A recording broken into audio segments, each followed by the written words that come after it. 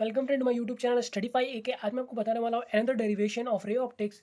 आज मैं बताने वाला हूँ refraction at a spherical surface. ठीक है, तो हम लोग ये जानेंगे और एक फॉर्मूला जानेंगे जो हम लोग जो बहुत कॉमन फॉर्मूला है। ठीक है, और वो हर स्फेरिकल कर्व सरफेस के लिए ट्रू माना जाता है। वो होता है N2, NCERT में भी दे रखा है।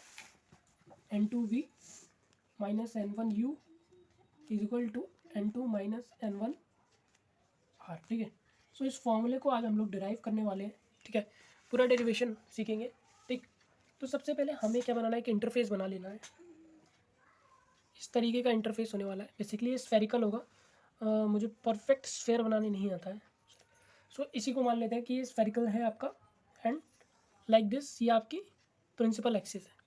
ओके, सो यहाँ पे आपका ऑब्जेक्ट रखा होगा ओ, यहाँ से इस तरीके से आपका एक स्ट्रेट लाइन जाएगी और यहाँ से रिफ्रैक्शन होगा, यहाँ से फिर रिफ्रैक्शन होगा और यहाँ पे इमेज बनेगी।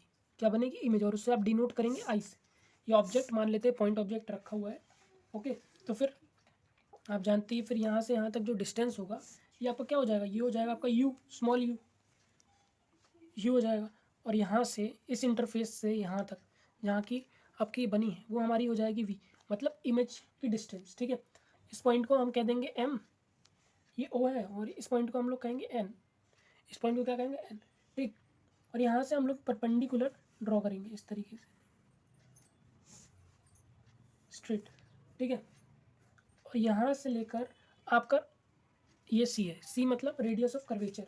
यहाँ से यहाँ तक आपका ये हमारा हो जाता है, क्या हो जाता है? आर हो जाता है, मतलब रेडियस ऑफ कर्वेचर हो जाता है। ओके, और ये हमारा एक परपेंडिकुलर हमने यहाँ पे ड्रॉ कर दिया। ठीक, अब सबसे बड़ी बात, ये हमारा ये जो ये रीजन है ये हमारा डॉटेड रीजन है, मान लेते हैं इस तरीके से। ये हमारा N1 रीजन है और ये हमारा N2 है। सो इस इंटरफेस के इस तरफ N1 रीजन है और इस तरफ कैसा रीजन है? N2 reason. ठीक है, ये रिफ्रैक्टिव इंडेक्स है N1 और N2, ये सब क्या है? ये है N1, ये सब क्या है? ये सब है रिफ्रैक्टिव इंडेक्स, रिफ्रैक्टिव। तो ये हमारा होता है refractive index, refractive index. Okay, तो ये हमारा N1 N2 ये सब हमारा रिफ्रैक्टिव इंडेक्स है। ये N1 है। ठीक, इसके लिए ये हमारा है N1। ओके, अब हमें ये हमारी इंसिडेंट रे। ठीक है, तो यहाँ से फिर नॉर्मल भी बनानी पड़ेगी हमें। ये हम इस कर्वेचर से पास करेंगे इस तरीके से।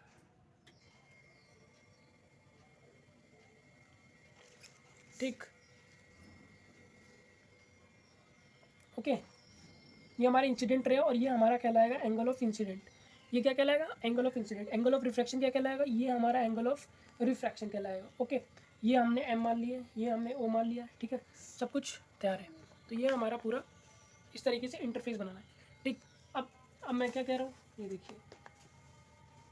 अब यहाँ पे इस इमेज के साथ चलते हैं। ठीक, हम लोग सारी चीज़ें जो भी लेने वाले हैं वो लेने वाले हैं for small angle, for small angle. ठीक है, तो यहाँ पे कौन से ट्राइंगल में देखिए आप, 10 10 10 NOM, NOM कौन सा है? NOM। इस ट्राइंगल में देखें, बेसिकली ये भी ट्राइंगल है। NOM एक राइट एंगल ट्राइंगल है। NOM में देखें तो ये हो जाएगा हमारा परपेंडिकुलर, डेट इज MN, और बेस क्या है? OM है। ठीक है, सिमिलरली 10 NCM, 10 NCM क्या है? देखिए ये है ये वाला एंगल इन ट्राइंगल NMC। तो इसमें हमारा ये है MN, MN perpendicular divided by base, base क्या है? MC। ठीक है, फिर एक और देखिए in triangle NIM, 10 angle NIM। इसके लिए हमारा क्या हो जाएगा? NIM। देखिए, सो बेसिकली ये NMI फॉर दिस, फिर से हमारा हो जाएगा MN divided by MI, that is perpendicular divided by base. अब देखिए इन ट्राइंगल NOC में देखिए, अगर हम ट्राइंगल NOC में देखें, एन इस ट्राइंगल में देखें इन NOC, आई जो है हमारा वो एक एक्सटीरियर एंगल है। कैसे एंगल है? Exterior, exterior angle. So you might be knowing that exterior angle जो होता है वो होता है sum of other two angle, sum of other two angle मतलब NOM हो जाएगा और NMO हो जाएगा। So angle NOM plus angle कौन सा, NCM। NCM एक्सटीरियर किसके लिए है, ट्राइंगल NOC के लिए है ना।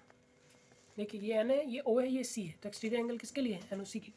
ठीक है, तो अब मैं N को क्या लिख सकता हूँ, देखिए मैं आपको बता दूँ, फॉर स्मॉल एंगल, ठीक है, फॉर स्मॉल एंगल आप tan triangle NOM is equal to angle NOM होता है, बस इतना याद रखिए। ठीक है, टेन, देखो एट ए स्मॉल एंगल जो हमारा टेन थीटा होता है ना, उसको हम थीटा भी लिख दे तो कोई दिक्कत नहीं होता है। जैसे साइन थीटा को भी अगर स्मॉल एंगल है थीटा लिख दे तो कोई दिक्कत नहीं होता है। तो वहीं पे ये भी हम कर रहे हैं। ठीक है, सो हमने यहाँ पे NOM की वैल्यू देखी 10 NOM, तो यहाँ पे MN/OM आ जाएगा। और NCM के देखे तो ये MN/MC आ जाएगा। ठीक है, सिमिलरली R की वैल्यू क्या आ जाएगी हमारी, R की वैल्यू यहाँ पे देखें, R की वैल्यू सिमिलरली हम ऐसे फाइंड कर सकते हैं, क्योंकि एक राइट एंगल ट्राइंगल और ये एंगल दे रखा है, ये भी एंगल है। So after doing all this we can similarly write, हम लिख सकते हैं MN/MC माइनस MN/I। ठीक है, सो ये हमारा एक इंपॉर्टेंट इक्वेशन है और ये हमारा इंपॉर्टेंट इक्वेशन। अब देखो, अब बाय स्नेल्स लॉ देखो, स्नेल्स लॉ कहता है रिफ्रैक्टिव इंडेक्स N21 का मतलब है ये होता है। ठीक है, और इसका मतलब होता है साइन I साइन R। ठीक, अब इस इक्वेशन के हिसाब से चले तो हमारा N1 साइन I आ जाएगा is equals to N2 sine R आ जाएगा। ठीक है, अब हमें पता है कि हम लोग फॉर स्मॉल एंगल के लिए देख रहे हैं, फॉर स्मॉल एंगल के लिए हम लोग साइन I को I भी लिख सकते हैं, मतलब जो भी आपका एंगल है वही लिख सकते हैं, IN1 is equal to RN2। ठीक, ये आ जाएगा आपका इस तरीके से। ठीक है, अब इसको आपको सब्स्टिट्यूट कर देना है, इसको किस में आपको सब्स्टिट्यूट करना है। ठीक है, अब आपको इसको सब्स्टिट्यूट कर देना। अब I की वैल्यू लिखी थी ना आपने, बस वो कर दो, MN देखो इसमें भी MN है, इसमें भी MN है, तो क्या आ जाएगा, MN को तो पहले कॉमन ले लो, I के लिए MN को कॉमन ले लो, तो आ जाएगा N1 OM, N1 से मल्टीप्लाइड है ना इसलिए, प्लस क्या आ जाएगा N1 MC is equals to, यहाँ पे भी R के लिए भी कॉमन है, यहाँ पे देखिए MN को दोनों को कॉमन ले लिया और N2 से मल्टीप्लिकेशन है, MC माइनस N2 MI। ठीक, इस तरीके से हमने लिख लिया। अब आफ्टर इस तरीके से लिखने के लिए इसको इससे काट सकते हैं, क्योंकि MN को हम लोग काट सकते हैं। ठीक, अब ये हमारा इक्वेशन आ गया, बस ये हमारा थर्ड इक्वेशन है। अभी हमारा फाइनल इक्वेशन भी है, क्योंकि इसके बाद हमें क्या करना है, हमें बस साइन कन्वेंशन निकालना है। अब देखिए, सबसे पहले OM के लिए देखते हैं, किसके लिए देखेंगे, OM के लिए देखते हैं। OM देखिए, OM, ठीक है, तो ये हमारा किसके हैं, अगेंस्ट, हम लोग इससे मेजर करने वाले हैं against the incident ray OM।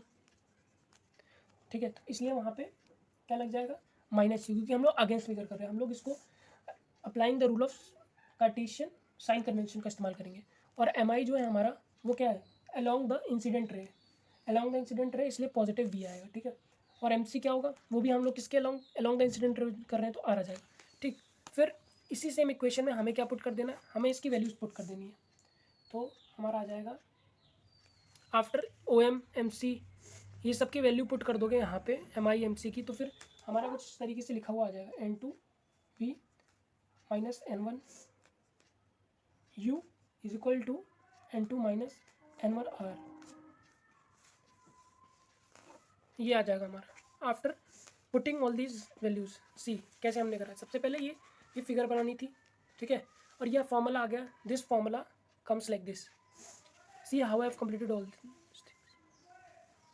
Important step ये था कि हम लोग टेन और साइन को for small angle tan theta को थीटा ही लिख सकते हैं, या साइन थीटा को थीटा ही लिख सकते हैं, तो मैंने उसका इस्तेमाल करा। This is important step, how you are going to do this. And then triangle NOC I exterior angle है, ये आपको थोड़ी बेसिक मैथमेटिक्स पता होनी चाहिए। And after this Snell's law, using Snell's law we have did it, and then just putting the values from the according to the Cartesian sign convection we got this. So this is the required thing. ठीक है, सो ये एक relationship भी है, relationship between object distance and image distance in terms of refractive index.